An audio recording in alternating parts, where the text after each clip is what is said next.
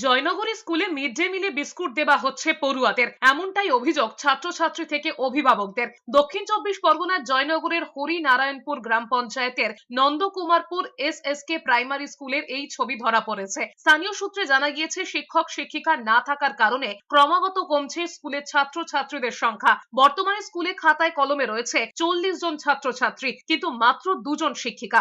অভিযোগ, 2 জন শিক্ষিকার মধ্যেও একজন স্কুলে আসেন অনিয়মিত।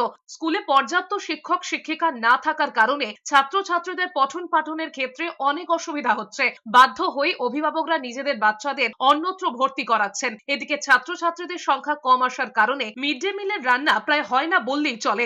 কোনো সময় ছাত্রছাত্রীদের জোটে বিস্কুট, কোনো সময় আবার জোটে মিড ডে মিলে ফল। এই বিষয়টি খতিয়ে দেখে ব্যবস্থা নেবার আশ্বাস দিয়েছেন হরিনারায়ণপুর গ্রাম পঞ্চায়েতের প্রধান সুজাউদ্দিন শেখ। কিন্তু বাচ্চারা তো আসে না, কেউ শরীর খারাপ হচ্ছে, কেউ আসে না।